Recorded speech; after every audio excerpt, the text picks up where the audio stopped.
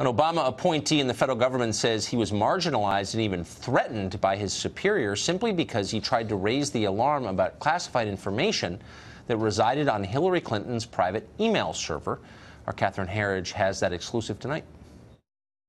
There was personal blowback to me, to my family, to my office. Few people know more about the Clinton emails and the fallout than Charles McCullough, the former internal watchdog for the U.S. intelligence community. What should the American public know about those 22 top secret Clinton emails? I've heard people say this is overblown. I've heard people say this is much ado about nothing. Had the information been released, there would have been harm to national security. So putting lives at risk. Absolutely. Sources and methods, lives, operations. Speaking exclusively to Fox, McCullough says he went to Director of National Intelligence James Clapper about a year before the presidential election.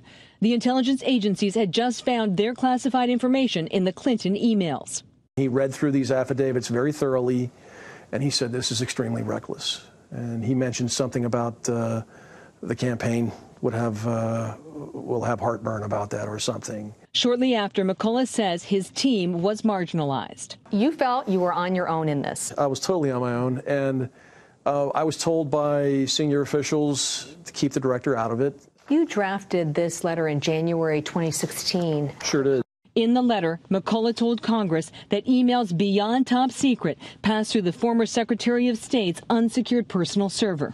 All of a sudden, I became a shill of the right. I was told by members of Congress, be careful, you're losing your credibility. There are people out to get you. By February 2016, Clinton campaign emails released via WikiLeaks suggest McCullough was a target. I think there was certainly a coordinated strategy. In fact, I not only think it, I think it very, very much so. Based on evidence? Yes. Even though the FBI email investigation was far from complete, the Clinton campaign nailed down its talking points. Was there an effort to deliberately mislead the public about the classified emails? Absolutely. There was an effort certainly on the part of the campaign to mislead people into thinking that there was nothing to see here.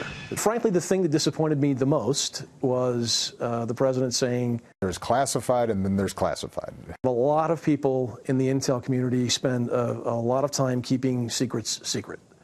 And to sort of inject that sense of confusion into people, I don't think was altogether responsible. As Election Day approached, McCullough says the threats went further, singling him out and another senior government email investigator. You were given a warning? I was told that we would be the first two to be fired with her administration, that was definitely going to happen. Is that how it's supposed to be? No, I was, in this context, a whistleblower. I was explaining to Congress, I was doing exactly what they had expected me to do, and all of a sudden I was the enemy. More than 2,100 classified emails passed through Clinton's personal server, and to this day, no one is accountable. If you had done this, what would have happened to you? I'd be sitting in Leavenworth right now. Fox News asked a spokesman for the Clinton campaign, the office of a senior Senate Democrat, as well as the former director of national intelligence for comment, but there was no immediate response.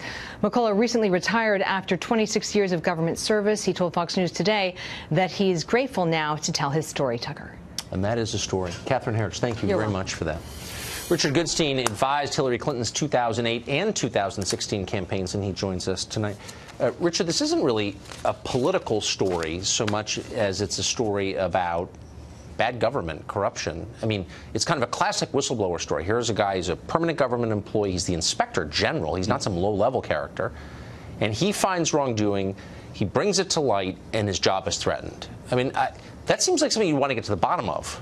So the predicate for your question, finding wrongdoing and so forth, let me tell you why I take issue with it. I will take serious issue the minute that you look into a real threat to national security, which is the president taking the Russian foreign minister and ambassador in the Oval Office, shooing out U.S. press, inviting in Russian press, and disclosing to them top secret information that did disclose where Israeli assets were dealing with Middle East agents. That's when I will take this whole thing seriously, because we know that happened.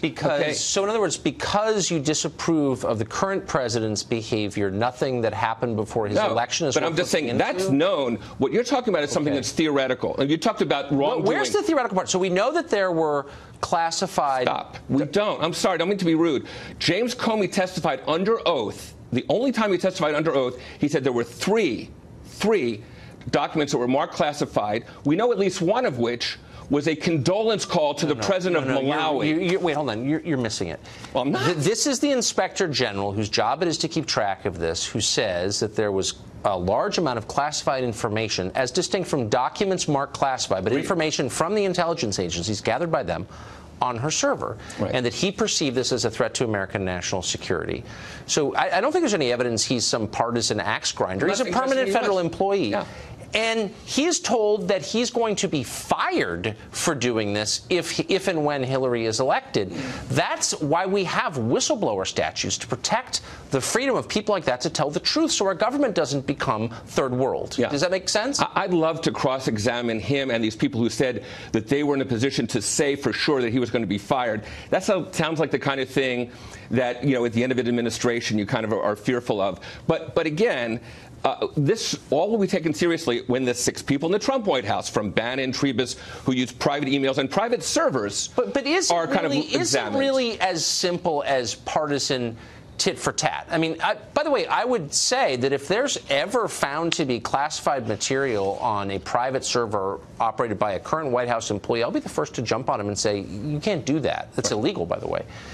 But now that you've said that the Russian government was trying to hack, you know, are the greatest threat we face, trying to hack into computers in this country, private and public, it doesn't bother you at all that there was classified information on Hillary Clinton's unsecured private server? I mean, I'm serious, actually. No, as a literal matter, the State Department server was hacked by China and Russia. We know that. That's a fact. We actually have no evidence that Hillary Clinton's email server was hacked. The White House servers were hacked by the Chinese military. And I mean, this stuff's really common. Shockingly, we have zero evidence that Hillary Clinton's server was hacked. I would say it's against the odds, but that's true. Okay, but I guess that's not the question I asked. We spent, you know, in the run-up to the election, months hearing from Democrats, it's not a big deal. What are you, right-wing crazy person? But now that she's lost and gone away and off her book tour, can we just admit, kind of crazy behavior to put this kind of stuff, classified intelligence, on your private unsecured server? I mean, can we admit that? She didn't, quote, put anything on it, right? She was receiving